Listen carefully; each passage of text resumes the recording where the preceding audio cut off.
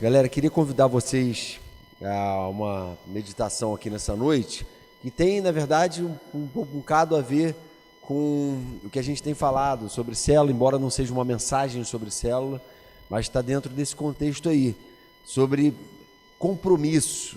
A gente vive num tempo em que essa palavra, esse conceito de compromisso, preste atenção, a partir de agora, está um pouco abalado. Queria pensar um pouco com vocês a esse respeito. A gente esteve fazendo um paredão umas 2 ou 3 semanas atrás, e o paredão inteiro girou em cima dessa questão, por que não pode ficar, por que não pode ficar, onde é que está isso na Bíblia, proibindo isso, proibindo, enfim, sexo sem compromisso, uma vida sem compromisso com certas coisas, por que tudo tem que envolver essa história de compromisso? Então, gente, a gente percebe que é realmente um tema muito importante, muito atual, extremamente atual. Abre sua Bíblia comigo lá em Ruth, no livro de Ruth. Ruth não é só o nome de uma pessoa que você conhece, não. Ruth é um livro da Bíblia também, que você pode abrir aí, dar aquela check, abrindo a página da Bíblia que está colada, porque nunca foi aberta ainda. Livro de Ruth, capítulo 1, vou ler logo a partir do verso 1, o início desse relato aí, que tem algumas lições muito profundas, muito sérias, para nos ensinar a respeito disso aí. Queria que você prestasse atenção, por quê? Porque é um relato histórico. A gente não vai ler tanto assim, mas vai ter que ler um pedaço desse relato para a gente entrar nele e aplicar ele para a nossa vida, né? Acompanhe a leitura aí, presta atenção. Se você tiver sem Bíblia aí no celular ou uma Bíblia impressa, pega a carona com quem está do teu lado aí. Diz assim: na época dos juízes, houve fome na terra. Um homem de Belém de Judá, com a mulher e os 2 filhos, foi viver por algum tempo nas terras de Moabe. O homem chamava-se Elimeleque, sua mulher Noemi, e seus 2 filhos, Malom e Quilion. Aí, se alguém quiser, estava em dúvida em relação ao nome para o filho, tem uns nomes bonitos aí para você dar para os seus filhos. Eram efrateus de Belém de Judá. Chegaram a Moabe e lá ficaram. Morreu Elimeleque, marido de Noemi, e ela ficou sozinha com seus 2 filhos. Eles se casaram com mulheres moabitas, uma era órfã, chamada Orfa, e a outra Ruth. Depois de terem morado lá por quase 10 anos, morreram também Malom e Quilion, e Noemi ficou sozinha, sem os seus 2 filhos e sem o seu marido. Quando Noemi soube em Moabe que o Senhor viera em auxílio do seu povo, dando-lhe alimento, decidiu voltar para as suas 2 noras, com as suas 2 noras para a sua terra. Assim ela, com suas 2 noras, partiu do lugar onde tinha morado. Enquanto voltavam para a terra de Judá, disse-lhes Noemi: vão, retornem para a casa de suas mães, que o Senhor seja leal com vocês, como vocês foram leais com os falecidos e comigo. O Senhor conceda que cada uma de vocês encontre segurança no lar de outro marido.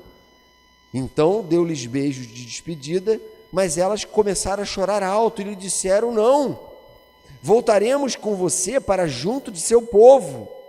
Disse, porém, Noemi: voltem, minhas filhas, por que viriam comigo? Poderia eu ainda ter filhos que viessem a ser seus maridos? Voltem, minhas filhas, vão. Estou velha demais para ter outro marido, e mesmo que eu pensasse que ainda há esperança para mim, ainda que eu me casasse esta noite e depois desse à luz filhos, iriam vocês esperar até que eles crescessem? Ficariam sem casar à espera deles? De jeito nenhum, minhas filhas. Para mim é mais amargo do que para vocês, pois a mão do Senhor voltou-se contra mim. Elas então começaram a chorar alto de novo. Depois Orfa deu um beijo de despedida em sua sogra, mas Ruth ficou com ela. Então Noemi a aconselhou: veja, a sua concunhada está voltando para o seu povo e para o seu Deus.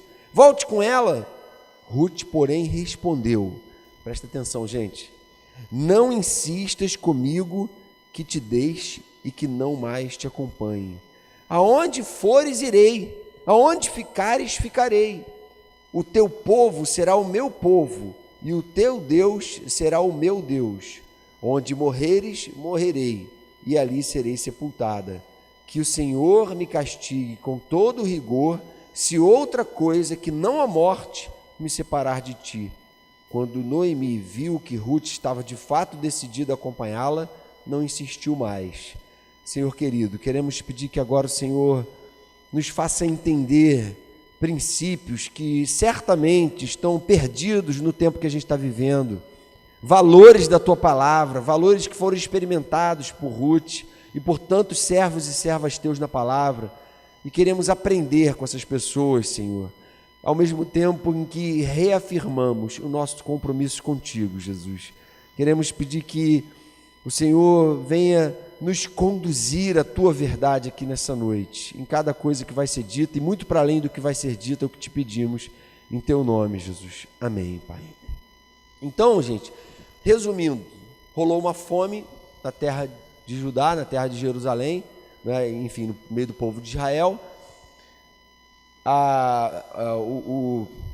Noemi vai com o marido dela para Moabe, que era uma terra pagã, né? Os filhos dela crescem ali, se casam ali, enfim, constroem toda uma vida ali. Por quê? Porque havia fome na terra de Israel.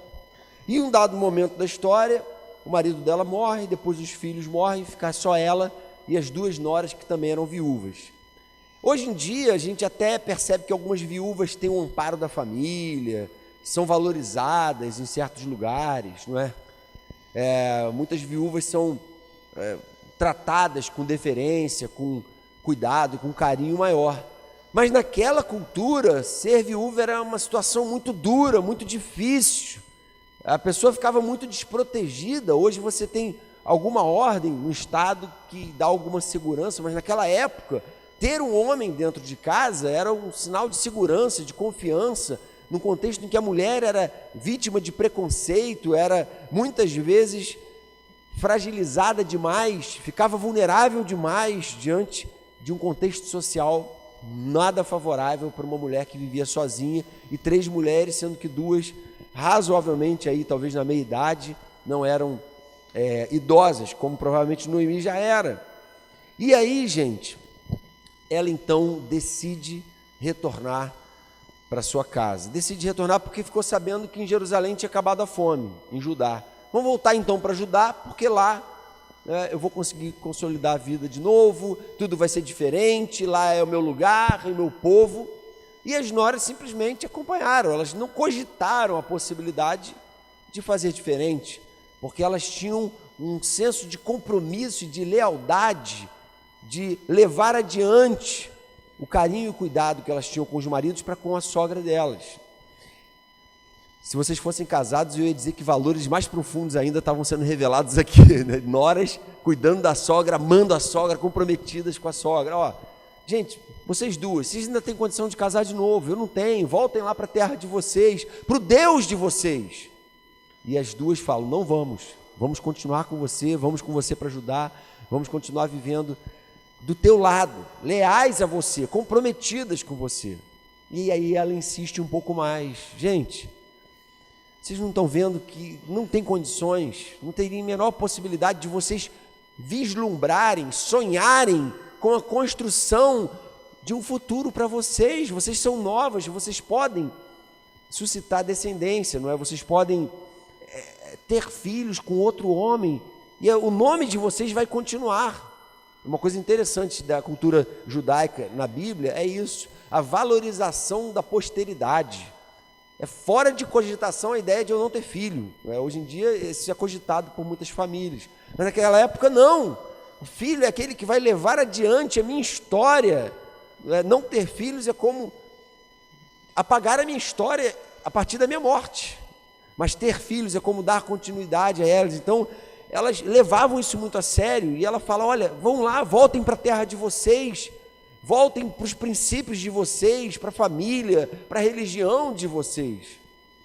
E aí a órfã, a outra, fala, tudo bem, então eu vou voltar, vira as costas, dá um beijo, com toda a fidelidade e lealdade que ela tinha, mas Ruth insiste, talvez até por ter pensado, poxa, se órfã saiu, mais ainda agora, o meu papel de compromisso, de lealdade, de ser uma ajudadora, uma protetora de uma senhora idosa que está agora mais ainda desamparada, deixar ela totalmente sozinha, eu não teria condições de fazer isso. E Ruth vai revelando um coração que tinha entendido o valor do compromisso. A gente hoje, infelizmente, vive um tempo em que muitos, vocês cresceram numa geração que banaliza o compromisso, que não tem compromisso com o compromisso, ou melhor, não talvez com os compromissos mais importantes às vezes, não é? Por exemplo, a gente precisa de compromisso para tudo, não é? O cara, por exemplo, eu quero ficar sarado, eu quero ficar bem fisicamente, eu quero ficar saudável. Aí ele começa a pagar uma academia. E além de pagar a academia, ele precisa frequentar a academia, que é uma outra questão também complicada, né? Pagar às vezes é fácil, uma vez por mês, mas frequentar. Por quê? Porque ele tem um compromisso com a saúde dele, tem compromisso estético também, muitas vezes, não é? Porque Deus também não fala que se agrada de uma entrega, né? É a perda de saúde, a perda de qualquer referencial estético. E aí, gente, a gente precisa, sem dúvida nenhuma, parar para pensar, será que a gente tem se comprometido com o que de fato é importante, com o que de fato é central na nossa vida? Será que a gente pode dizer que a gente aprendeu esse princípio do compromisso? Talvez alguns de vocês tenham presenciado na caminhada de vocês resultados de falta de compromisso, não é? Muitos de vocês talvez tenham terminado namoros porque não estavam dispostos a se comprometer, ou as namoradas ou os namorados não queriam mais compromisso. Certos casamentos, talvez até de alguns dos pais de vocês, tenham terminado porque simplesmente se decidiu romper com o compromisso. É uma dificuldade natural do homem pecador de se comprometer, ou seja, da gente se comprometer com aquilo que mais vale, com aquilo que é mais sério, mais profundo. O que a história de Ruth ensina para a gente a respeito de compromisso? O que a gente precisa aprender com isso?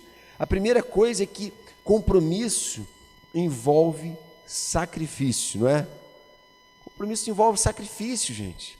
Ela tinha plenas condições de chutar o balde, de voltar para a terra dela, de construir toda uma história nova, mas ela abre mão, ela se sacrifica, ela abre mão, gente, de se casar, de ter um homem do lado, de ter filhos. Ela abre mão daquilo que era importante na cultura dela. E às vezes a gente tem muita dificuldade de abrir mão daquilo que é importante na nossa cultura. Coisas que a gente considera muito importantes, muito valiosas, e a gente está disposto a tudo menos abrir mão daquilo. Não há compromisso, absolutamente, sem abnegação. É assim com a nossa saúde. Não tem coisa nenhuma, estou falando por mim, não é? Melhor do que comer, não é? Coisa boa é comer, só que se você come o tempo inteiro tudo que dá vontade, você vai ter problema com saúde. Não é só com a forma física, não, é com saúde mesmo, problema sério, a curto, médio e longo prazo. E aí você precisa se comprometer com isso, se comprometer com a sua saúde, precisa pagar o preço. Aquele que está determinado a seguir uma carreira profissional, eu estou determinado a passar na prova X, a fazer um concurso Y. Não vai ter jeito, não tem outro caminho, tem que pagar o preço, tem que ter abnegação. Não é aquele sabadão que você estaria lá em Itaquá, né, curtindo a praiana, você vai estar em casa ralando, ou vai estar dentro de uma sala de aula, num curso, estudando, ralando. Por quê? Porque você está comprometido com uma carreira, com um projeto que para você é mais importante do que qualquer curtição, porque você colocou aquilo acima de todas essas coisas secundárias, né? Até do teu próprio prazer. Você entendeu o princípio do sacrifício, você decidiu parar de ficar tentando buscar atalhos. E aí Jesus vira para a gente e diz: se alguém quer vir após mim, dia a dia se negue, tome a sua cruz e siga-me. Não tem jeito, gente, tem coisas, né? Já viu que tem gente às vezes que se converte e fica tentando conciliar a caminhada com Deus com os prazeres do mundo? E não quer abrir mão de nada, porque disseram para ela que para ser cristão hoje, você pode ser um cristão moderno, arejado, não é? Cabeça boa, mente aberta, que vai vivendo e vai administrando uma frequência à igreja e um compromisso aparente com a igreja, mas na verdade sem muito compromisso com a cruz, com a negação de si mesmo. E isso não existe na Bíblia. A Bíblia inteira nos desafia a compromissos que vão necessariamente nos levar a abrir mão das nossas vontades. Esses dias, acho que o pastor Henrique falou a respeito da nossa missão, não é?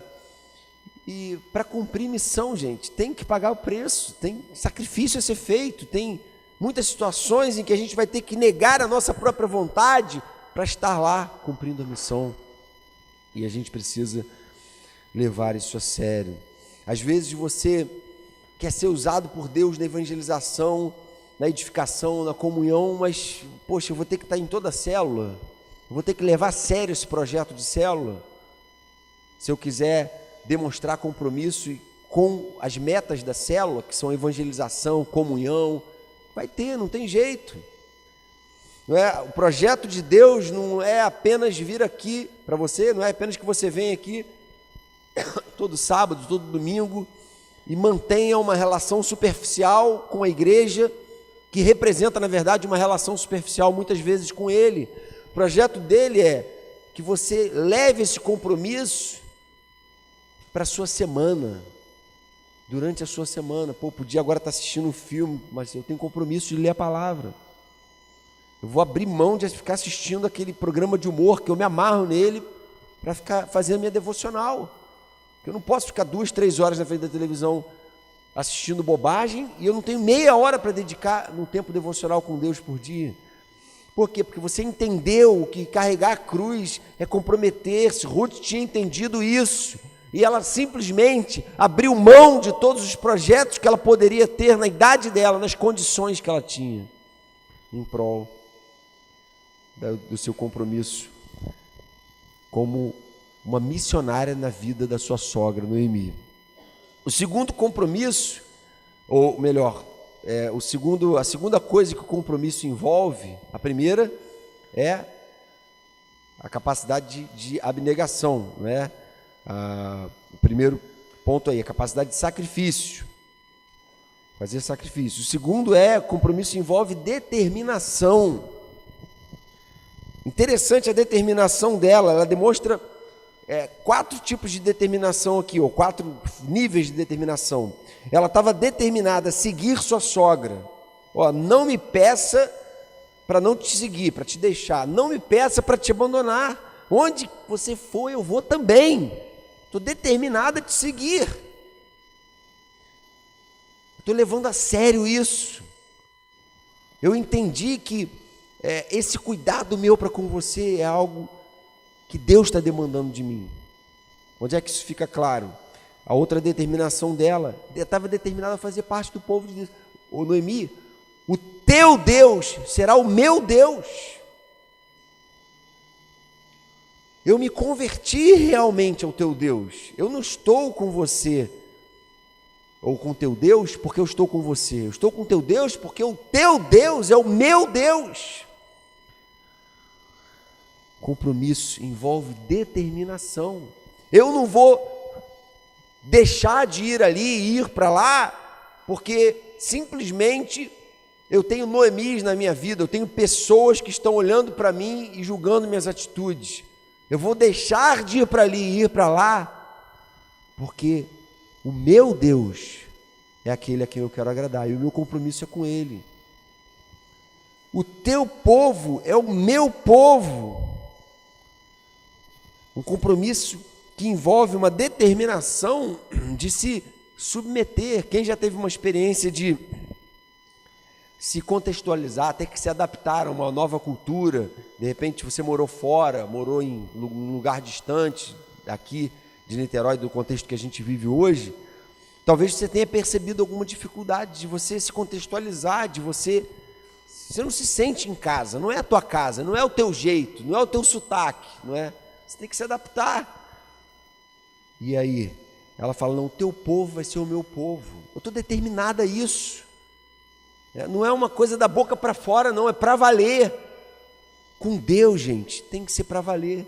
E um compromisso determinado a ir até o final. Quarto nível de determinação dela. Olha só, Noemi, é o seguinte, onde você morrer, eu vou morrer. Olha que drama.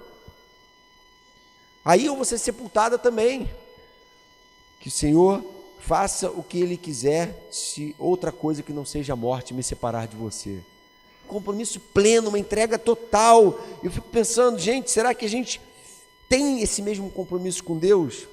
Às vezes a pessoa acha que se entregar totalmente a Deus é ir fazer missões, né? Servir de tempo integral na igreja, igual os pastores. Isso é entrega total a Deus. Isso é uma grande mentira. Fazendo exatamente o que você faz hoje, você pode viver 100% entregue a Deus. E o convite dele é que você entenda esse compromisso que os apóstolos tiveram quando Jesus chamou eles largaram tudo e foram seguir Jesus. Lá em Marcos, capítulo 10, verso 28, revela a terceira coisa a respeito do compromisso. Primeiro, que compromisso envolve sacrifício. A segunda é que compromisso envolve determinação. No final eu vou perguntar para saber se vocês decoraram isso. A terceira é que compromisso redunda em bênção. Poxa, se meteu o pau, hein? Agora a gente vai ter que pagar o preço, o sacrifício. Essa mensagem está meio pesada, né? Determinação, mas eu sou meio devagar, cara, sou meio preguiçoso, não sou muito firme nas minhas convicções. Mas Deus exige isso de nós, prometendo uma bênção também sobre a nossa vida, que é esse terceiro ponto. O compromisso sempre redunda em bênção. O compromisso com Deus sempre redunda em bênção. Olha o que Jesus diz lá em Marcos 10, 28. Pedro diz assim para ele, nós deixamos tudo para seguir você, Jesus. Valeu a pena? E Jesus responde, digo a verdade, ninguém que tenha deixado casa, irmãos, irmãs, mãe, pai, filhos ou campos por causa de mim e do Evangelho, deixará de receber 100 vezes mais, já no presente tempo, casas, irmãos, irmãs, mães, filhos e campos, e com eles perseguição. E na era futura, a vida eterna. Contudo, muitos primeiros serão últimos e os últimos primeiros. Interessante que ele fala, vai rolar perseguição também, mas vocês vão receber muito mais do que vocês receberam por causa do pecado, já no presente. Alguns entram em conflito com isso, mas muitos que se converteram morreram pobres. O que Jesus está querendo dizer com isso, né? Ele está querendo dizer que o que você recebe já no presente, aqui neste mundo, enquanto você está trilhando aqui, depois que você entrega a vida para Jesus, é 100 vezes mais maravilhoso, tremendo, grandioso e recompensador do que qualquer coisa que o pecado venha a te seduzir e te convencer que é melhor e maior. Puramente engano. Então, interessante, porque no caso de Ruth, ela recebeu, eu coloquei aqui 2 tipos de bênção. A primeira bênção que ela recebe é a bênção do reconhecimento. Interessante que ela é reconhecida pela atitude dela. O que aconteceu? Ela foi para Judá, ficou morando com a sogra, os anos foram se passando, ela ali em Judá. Uma hora ou outra ia aparecer um garotão judeu, né? Na história dela. E aí, um tal do Boaz, que era um playboyzão, que tinha uma fazenda, fazendeiro e tal, playboy no contexto deles, né? Temente a Deus também, não é playboy no mau sentido, temente a Deus, que amava a Deus e também queria viver uma vida de obediência a Deus, comprometido com os valores de Deus, emprega ela para trabalhar para ele, nos campos dele. E aí ele começa a observar a atitude de Ruth, começa a observar Ruth, e começa a contar para ele de quem ela era, do que ela tinha feito, de por que ela vivia com a sogra. E aí ele vira e diz assim para ela: olha, contaram-me tudo o que você tem feito por sua sogra, depois que você perdeu seu marido, como deixou seu pai, sua mãe e sua terra natal para viver com um povo que você não conhecia bem. O Senhor lhe retribua o que você tem feito, que seja ricamente recompensada pelo Senhor, o Deus de Israel, sob cujas asas você veio buscar refúgio. Essa história, gente, é muito romântica. Então esse romantismo dela pode causar em nós uma ilusão de que foi fácil para ela fazer o que ela fez. Mas não se iluda, gente. Ela se sacrificou, ela abriu mão, foi difícil para ela. Porque senão a gente fica assim, pô, mas para mim é mais difícil, porque hoje as pressões são muito maiores, não é? É tudo muito mais difícil, o pecado hoje é mais intenso do que antigamente. Mentira!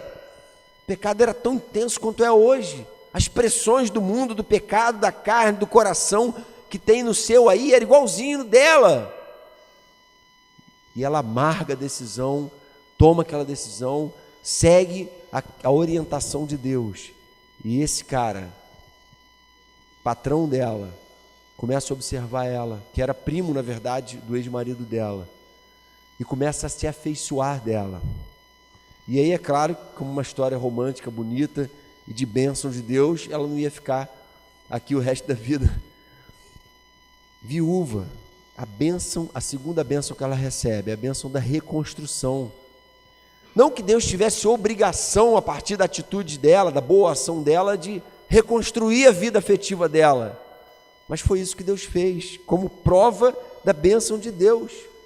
Boaz se afeiçoou dela e decidiu resgatar ela. Resgatar era uma expressão que era assim: se alguém da família ficou, morreu e deixou uma viúva, um membro daquela família, na cultura judaica, isso está previsto em lei, podia assumir aquela mulher como esposa dele.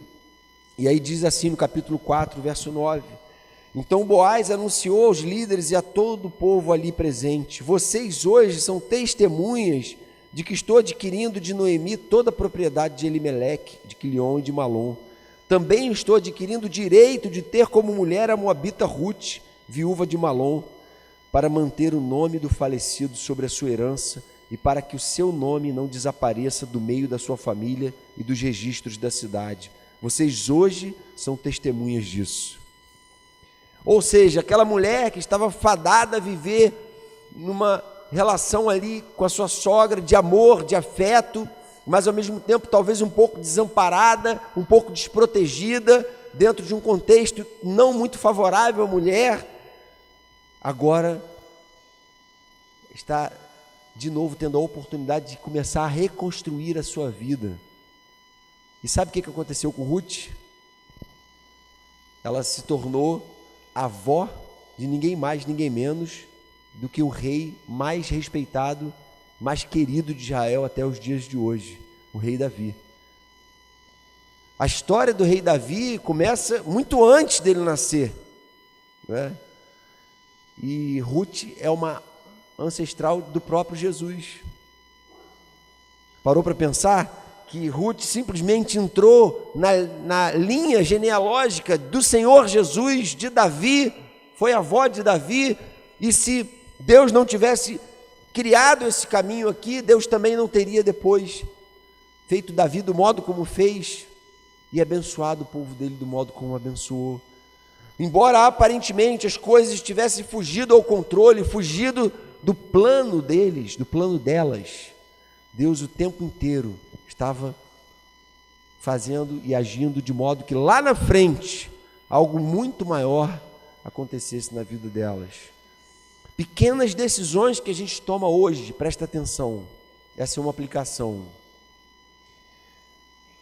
podem trazer consequências tremendamente maravilhosas e grandiosas lá na frente. Coisas que a gente nem consegue imaginar, vislumbrar, mas que podem vir a acontecer a partir de pequenas decisões de compromisso, de seriedade, de autossacrifício. Hoje, eu podia chutar o balde, eu podia simplesmente abraçar minhas vontades, mas por causa do meu compromisso, hoje, talvez eu precise pagar um certo preço. sabendo que lá na frente Deus vai me surpreender. Invariavelmente Ele surpreende a gente com aquilo que a gente pensa que está perdendo enquanto a gente está vivendo nesse mundo aqui. Então, gente, compromisso demanda autossacrifício, abnegação. Compromisso exige determinação, mas também redunda em bênção. Tem coisas que na tua vida talvez estejam demonstrando um certo descompromisso com Deus e com a palavra dele. Tem coisas que você reconhece que não estão muito afinadas com o evangelho na tua vida. Você lê a Bíblia, olha para Jesus, ouve a gente pregar aqui e fala: eu sei que nisso daqui eu estou vacilando. Eu não entreguei isso aqui diante do Senhor. Eu ainda estou cultivando certos pecados, certas vontades minhas. Eu não coloquei no altar do Senhor. Às vezes a pessoa vive assim, né? Nem aí. E ao mesmo tempo fica esperando as bênçãos do Senhor. Não está nem aí para se comprometer, para sacrificar certas coisas. Essa palavra sacrificado é um pouco perigosa, porque tem gente que pensa que você tem que se sacrificar para ser salvo, né? Então o Evangelho não fala isso. Jesus já cumpriu o sacrifício dele por você, para que você fosse salvo. O seu sacrifício é simplesmente resultado de um novo nascimento verdadeiro.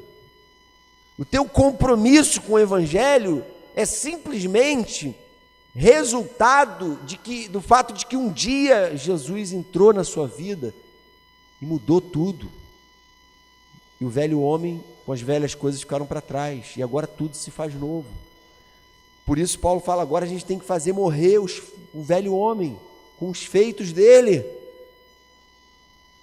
e se comprometer cada vez mais com Deus, e devagarinho trazendo para o Senhor: Senhor, olha aqui, ó, não estou totalmente comprometido, ainda estou com o pezinho ali, não era mais para estar com aquele pé lá no mundo, era para eu já estar plenamente entregue, derramado na tua presença. E eu queria fazer, gente, uma oração agora nesse sentido, né, para que a gente coloque diante de Deus aquilo que talvez você ainda esteja retendo e talvez deixando de se comprometer com Deus. Vamos fechar os olhos, baixar a cabeça, fazer uma oração nesse sentido. Queria que você fizesse uma oração silenciosa aí no seu coração e colocasse para Deus onde você talvez esteja falhando no seu compromisso com Ele, talvez até falta de fé, incredulidade, talvez falta de disciplina, falta de sacrifícios pessoais, de abrir mão das próprias vontades e prazeres para caminhar mais perto dele, carregar a sua cruz dia a dia, seguir o Jesus.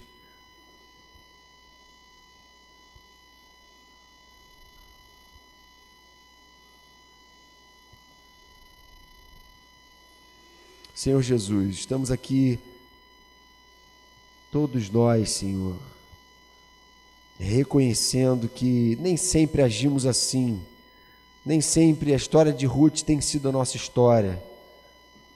Na verdade, muitas vezes demoramos muito para abrir mão dos nossos próprios projetos e sonhos. Mas sem dúvida nenhuma, todos nós queremos a tua bênção sobre a nossa vida e muitas vezes não alcançamos, porque insistimos naquilo que o Senhor não abençoa. Te pedimos, Senhor, perdoa, Senhor, a dureza do nosso coração e vem nos capacitar a um compromisso pleno, a uma entrega plena.